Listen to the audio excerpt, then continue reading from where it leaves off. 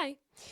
If you are a passionate creative, multi-passionate creative, if you are a content creator and you are looking to launch something new to get away from the corporate grind, and potentially even if you identify as neurodivergent, then this video is for you. The reason I say that is because in the last 2-3 weeks, I have been reaching out to people directly and having one-on-one calls to identify what it is that people are struggling with, people that connect with my work on Threads, what are they struggling with, and how can I help? And I've noticed some very particular themes. So obviously, when I had such a broad question and just sort of said, hey, give me your challenge, I got a lot of different experiences, but there was a common recurring theme, and it was particularly around content creators or people who want to be content creators, and they are suffering from procrastination, and they have this idea or multiple ideas and they're not quite sure how to make it happen. So if that resonates with you, then this video is for you. And you're kind of getting the benefit of me having spoken to quite a few people already and have an idea of some things that you might benefit from working on. So I am doing this a little bit unscripted. I'm going to refer to my notes. I didn't need to say that. The things I want to teach you is how to get around procrastination. The second is how to build discipline. And the third is to talk about where to focus. So if those are things that you want to work on or need some help with, then keep watching. So the first is around how to get around procrastination. So if you have the thoughts of, I'm not sure if it's good enough, it has to be perfect, or what if I'm not good enough? If any of those thoughts happen for you in terms of your creative ideas or your creative content that you're putting out there, and it's stopping you from actually putting it out there, one, there's some things that you probably need to process and that you can unlearn and rewire in your brain. If that's something you need help with, then you can book a call with me. That's something we can work through in detail. That's not the point of this video. But what I will teach you in this video is how do you get past that without having done all the other work, just to get momentum and to start things happening. So if you want to get around that, you can reframe it. So instead of looking at it as, I have to get this perfect product out, consider it as, I don't know what the perfect product is yet because I haven't asked my ideal customers. And there's multiple ways you can look at that. You can do what I did, which was to reach out to people that seemed like they connected with my work and ask them what they're struggling with and find out what value you can bring. You can go down that path. The other thing you can do is put something out and iterate on it. So instead of thinking, I have to get this thing perfect, think, I need to get something in front of them to get feedback. And all feedback is data points. It's not a reflection of your worth or your value. It's not even necessarily a reflection of the worth and value of your work.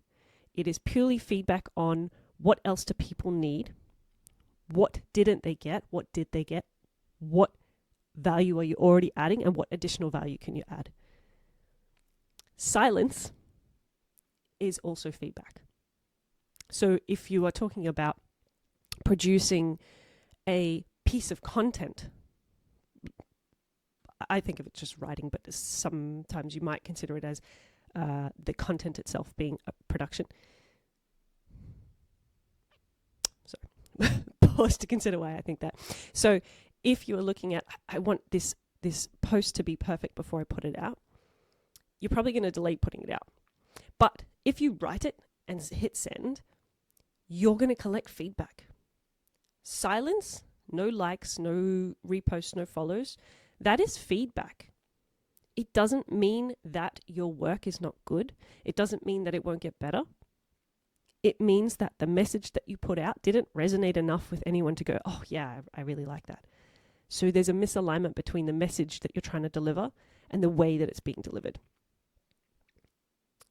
Silence and lack of likes is feedback to say the way you're delivering the message is not reaching people the way you want it to. And likes, they're not a reflection of your value. They are a reflection of somebody resonating with something that you've said. And so the more likes you have, again, This is data points. Okay, so the way that I worded that, it resonated with people. They understood what I was trying to get across, and they got some value from it, enough that they hit like. If people engage, also feedback. How did they engage? Were they feeling triggered? If so, could you word it in a more inclusive way? Were they resonating and they wanted to share more? Awesome, you started the conversation. If that's what you were going for, then great. But again, lack of engagement just means that however it was worded, it wasn't worded in a way that people felt that they could really add value to it, or that there were follow-up questions that they felt comfortable to ask. So every piece of content that you put out there, you can get feedback from. And a lack of feedback, or a lack of engagement, a lack of likes, a lack of follows, etc., is feedback. Nothing to do with the quality of what you are capable of putting out there. But if you don't put it out in the first place, you don't know if people are going to resonate with it or not. You might have these ideas, but until you put it out there for other people to see and connect with, you don't actually have any validation of the idea and the way that you're putting it out there. So the way that you can go about reframing an offer, so we step away from just content now, talking about an offer. If you think you have to get it perfect and it's got to be great before you get it out there, when you put it out there, any feedback that you get, it might hurt a little bit. Because if you're seeking constructive feedback, you're going to get the things that people want you to improve, or the pieces that they didn't like. And that's really useful feedback. That's what you want to ask for.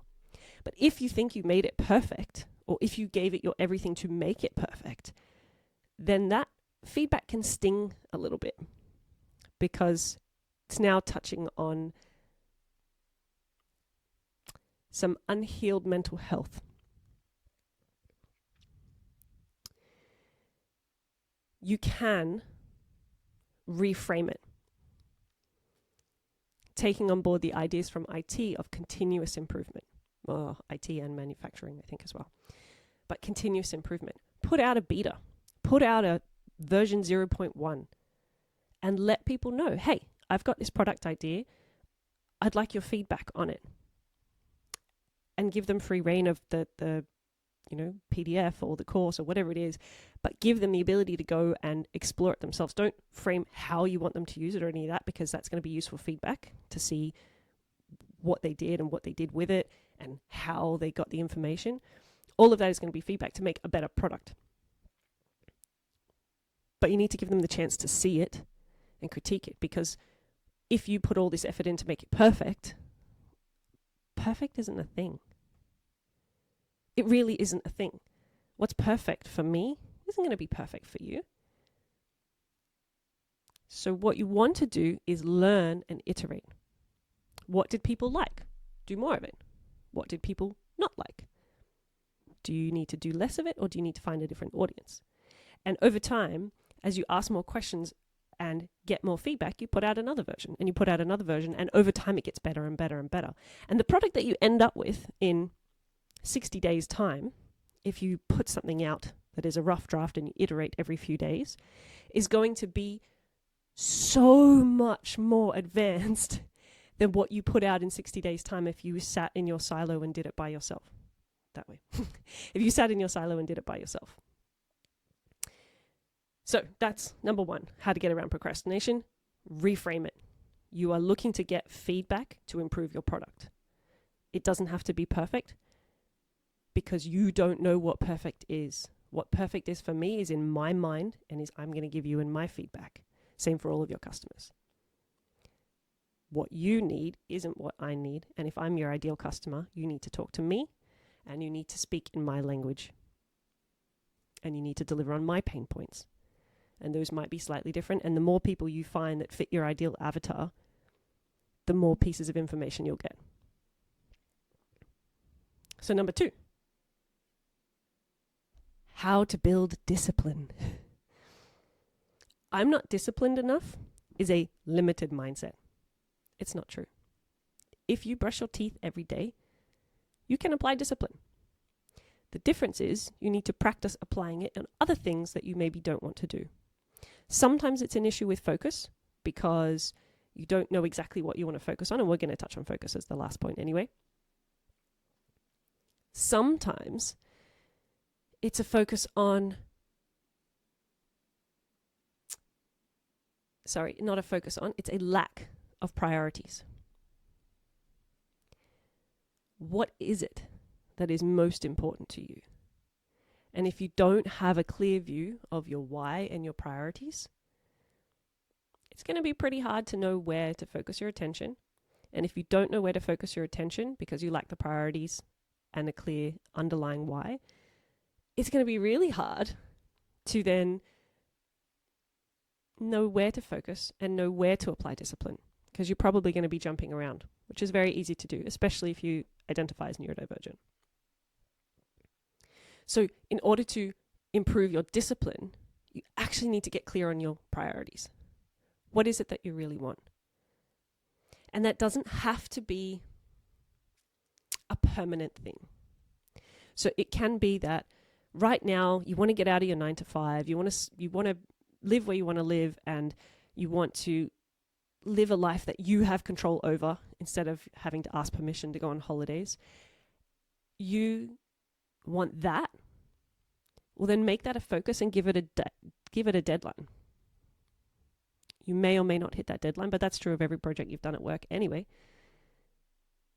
In 6 months' time, I want to have income that is outside of my 9 to 5. Okay, that's a clear goal. That's a clear priority. How do you make that happen? And then you can break down, okay, well, if I want to make that happen, I have to have something that I'm offering to the market. If I want to know what my offer is, then I need to figure out who I'm going to serve. And if I'm going to figure out who I'm going to serve, I need to figure out the alignment between who it is I want to serve and what it is that's going to bring value to them and what they need, what they want, what they're willing to pay for. And all of that starts with direct conversations and testing ideas. That might be putting an idea on a Threads post and hitting go. Okay. There was no likes. Nobody was interested in that. Okay. What did I learn? What did you learn when you put that out? That the wording wasn't right. That it wasn't clear who you were speaking to and what they were going to get from it. Now, I offer this advice knowing this is a process that I'm currently going through right now. I'm still trying to figure out how to speak in a way that speaks to one person and actually solves a clear problem. Because I have a lot of interests and I have a lot of areas that I research. I research across all 14 areas of health and well-being.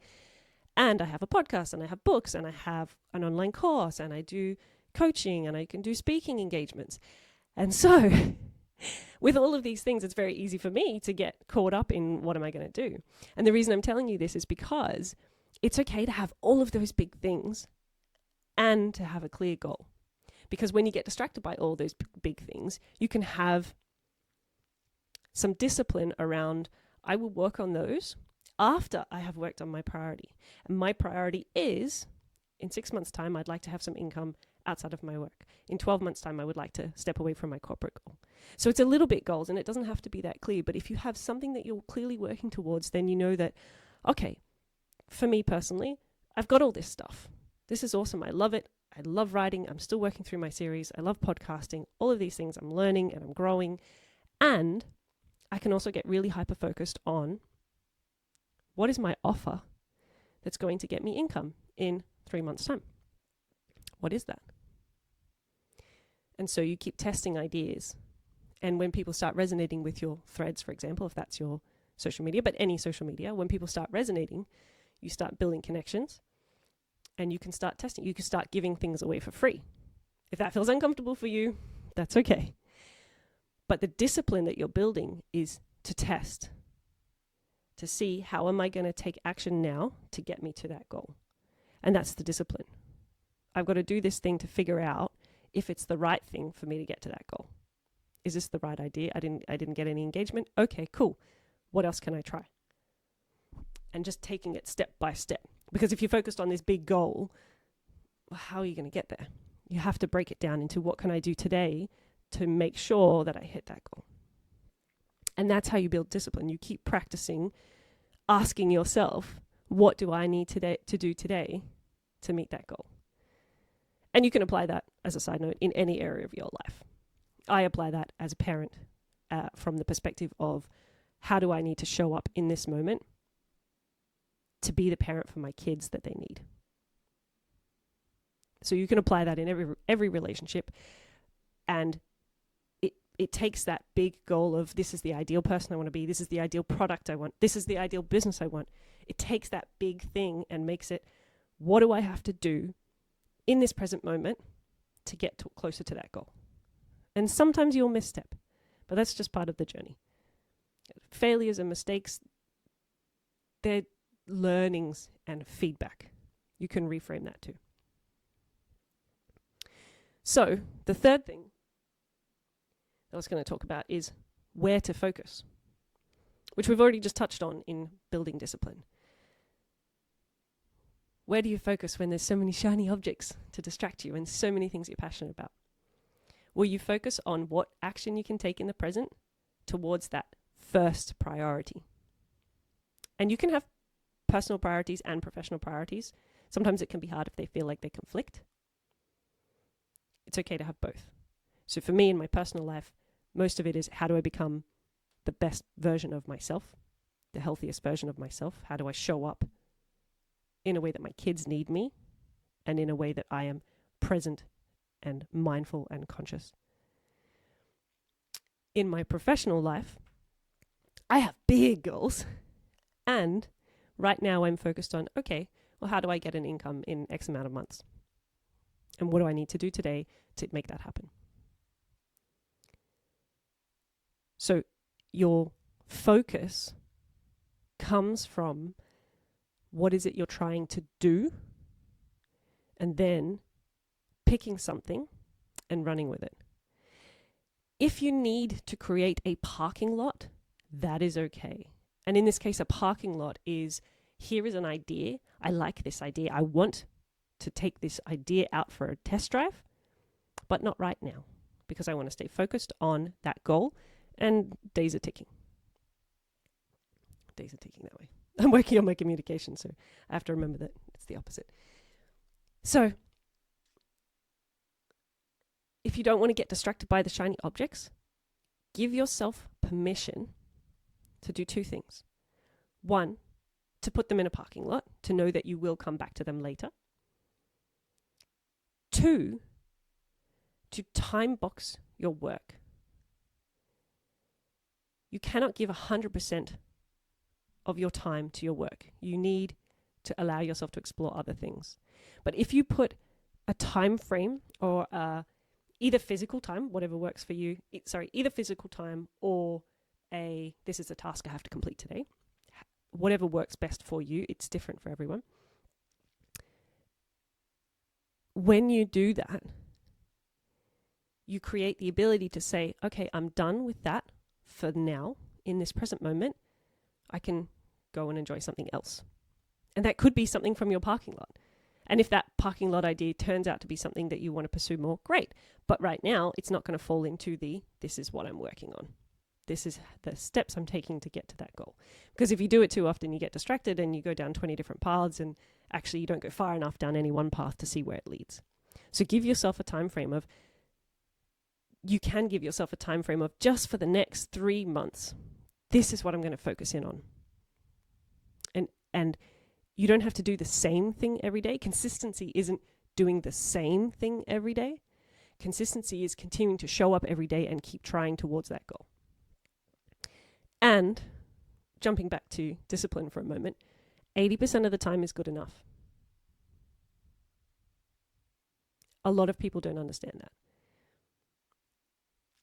If you were procrastinating, chances are you probably have some level of perfectionism. And if you have some level of perfectionism, chances are you think you have to get it perfect every day, and that if you miss a day, it's not good enough. And that's not true. If you tried to work towards 5 goals over a 5-year period, You're not going to give your all to all 5 of them every single day. But if you consistently keep showing up over those 5 years, you will make them happen. And so stepping back from, if I don't hit my thing that I was going to do today, then the streak is gone and, why did I even bother? That's not healthy. Just try again the next day. Take a few days off and try again after that. Focus on 80% of the time giving it your all. And your all can sometimes be only 20% because that's all you've got for today. And sometimes your all can feel like 150% and you're so motivated. And why wasn't I motivated the other day? I feel so motivated right now. Well, moods change and you've got other stuff to deal with. That's life. So, we've covered how to get around procrastination by reframing, how to build discipline, and where to focus. Focus on the action in the present moment that gets you closer to there. Now, if this video was of help to you, please let me know. That feedback is really helpful. And also, if you would like to have a one-on-one conversation with me, please also let me know.